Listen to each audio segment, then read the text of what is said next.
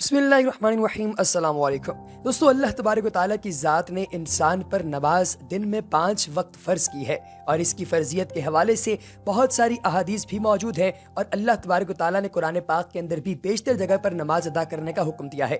دوستو، اس کا مطلب یہ ہے کہ جب انسان اللہ تبارک و تعالیٰ سے بات کرنا چاہے تو بقول حضرت علی رضی اللہ تعالیٰ عنہ وہ نماز پڑھا کرے تاکہ وہ خدائے بزرگ و برتر تک اپنا پیغام پہنچا سکے اور اپنی زندگی سے متعلق ہر چیز بیان کر سکے۔ یعنی جب وہ نماز کی حالت میں کھڑا ہوتا ہے تو وہ اللہ تبارک و تعالیٰ سے ہم کلام ہوتا ہے۔ لیکن دوستو، کیا آپ نے کبھی سوچا ہے کہ ان اشخاص کا کیا جو کہ اللہ تبارک و تعالیٰ سے بات کرتے ہوئے اس دنیا فانی کو ہی چھوڑ دیں، یعنی نماز کے دوران جن کا انتقال ہو جائے؟ آج کی اس انفارمیٹیو ویڈیو میں ہم آپ کو ایک ایسا ہی کلپ دکھانے والے ہیں جس میں اللہ تبارک و تعالیٰ سے گفتگو کرتے ہوئے ایک شخص اس جہان فانی سے کوچ کر گیا۔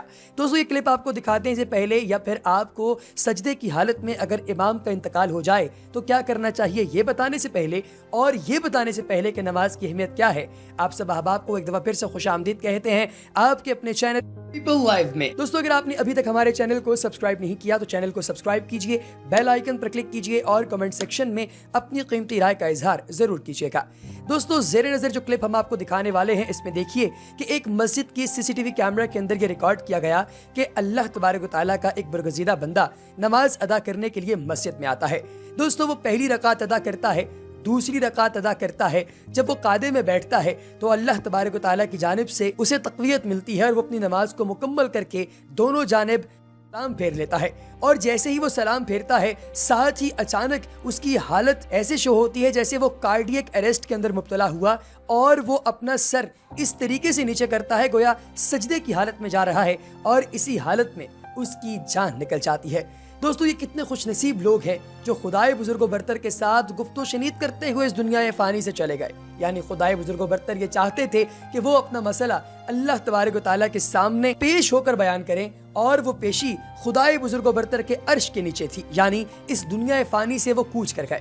دوستو، اللہ تبارک و تعالیٰ کا یہ خصوصی کرم ہوتا ہے۔ ظاہر ہے کہ انسان کی زندگی تو اس دنیا کے اندر فانی زندگی ہے، فنا ہونے والی، جس نے ختم ہونا ہے، اور کلو نفس ذائقۃ الموت کا فیصلہ قرآن پاک کا ہے کہ ہر نفس کو موت کا ذائقہ چکھنا ہے، لیکن موت میں فرق ہوتا ہے۔ یعنی یہ وہ موت ہے جس موت کے بارے میں بہت سے لوگ دعائیں ہی مانگتے رہتے ہیں کہ یا اللہ ہمیں اس طرح کی موت عطا فرما۔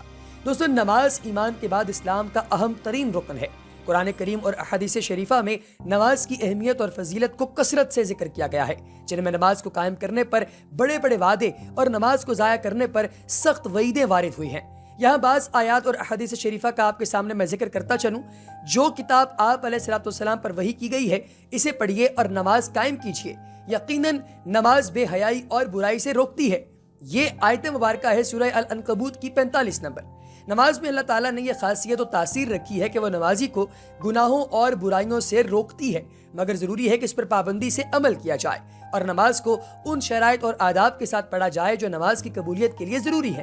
جیسا کہ حدیث میں ہے کہ ایک شخص نبی پاک علیہ الصلوۃ والسلام کی خدمت میں آیا اور کہا کہ فلاں شخص راتوں کو نماز پڑھتا ہے مگر دن میں چوری کرتا ہے، تو نبی پاک علیہ الصلوۃ والسلام نے فرمایا کہ اس کی نماز عنقریب اس کو اس برے کام سے روک دے گی۔ مسند احمد، صحیح ابن حبان، بازار۔ اے ایمان والو، صبر اور نماز کے ذریعے مدد چاہو، بے شک اللہ تعالیٰ صبر کرنے والوں کے ساتھ ہے۔ سورہ البقرہ آیت نمبر 153۔ جب بھی کوئی پریشانی یا مصیبت سامنے آئے تو مسلمان کو چاہیے کہ وہ اس پر صبر کرے اور نماز کا خاص اہتمام کر کے اللہ تعالیٰ سے تعلق قائم کرے۔ نبی پاک علیہ الصلوۃ والسلام بھی ہر پریشانی کے وقت نماز کی طرف متوجہ ہوتے تھے، جیسا کہ حدیث میں ہے کہ حضرت حذیفہ رضی اللہ تعالیٰ عنہ فرماتے ہیں کہ نبی پاک علیہ الصلوۃ والسلام کو جب بھی کوئی اہم معاملہ پیش آتا آپ فوراً نماز کا اہتمام فرماتے۔ نبی پاک علیہ الصلوۃ والسلام 5 فرض نمازوں کے علاوہ نماز تہجد، نماز اشراق، نماز چاشت، تحیۃ الوضو اور تحیۃ المسجد کا بھی اہتمام فرماتے، اور پھر خاص مواقع پر اپنے رب کے حضور توبہ و استغفار کے لیے نماز ہی کو ذریعہ بناتے۔ سورج گرہن یا چاند گرہن ہوتا تو مسجد تشریف لے جاتے، زلزلہ، آندھی یا طوفان حتیٰ کہ تیز ہوا بھی چلتی تو مسجد تشریف لے جا کر نماز میں مشغول ہو جاتے۔ فاقے کی نوبت آتی یا کوئی دوسری پریشانی یا تکلیف پہنچتی تو مسجد تشریف لے جاتے، سفر سے واپسی ہوتی تو پہلے مسجد تشریف لے جا کر نماز ادا کرتے۔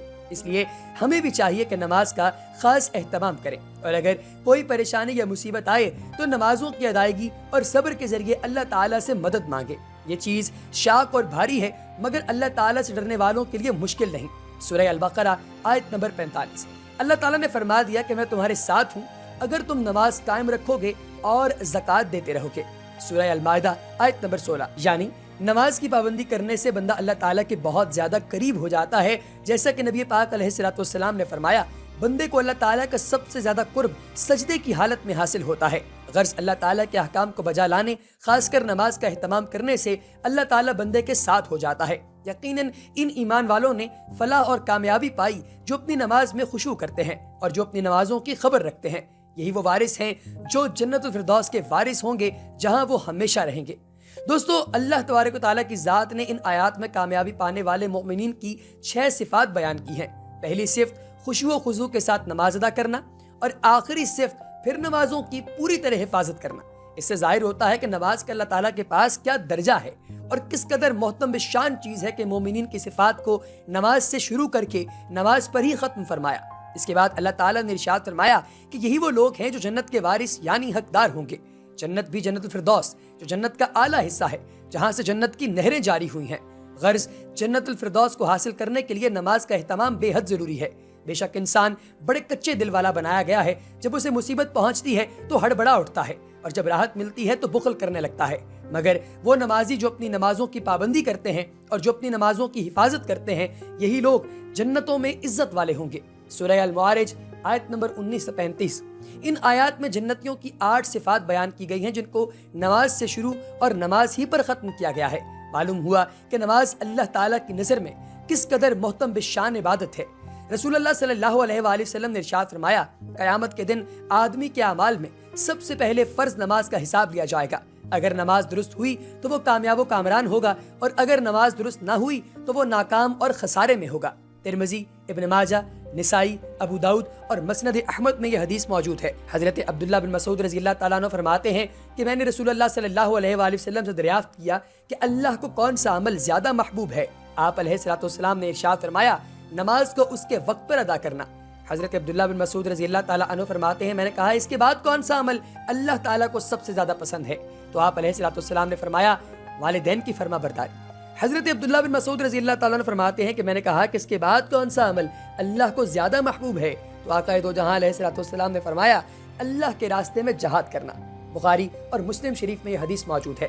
حضرت عوف بن مالک اشجعی رضی اللہ تعالیٰ عنہ فرماتے ہیں کہ ہم رسول اللہ صلی اللہ علیہ وآلہ وسلم کے پاس بیٹھے ہوئے تھے۔ آپ علیہ الصلوۃ والسلام نے ارشاد فرمایا اللہ کے رسول سے بیعت نہیں کرتے؟ آپ نے انہیں 3 مرتبہ کہا تو ہم نے اپنے ہاتھ بیعت کے لیے بڑھا دی اور بیعت کی۔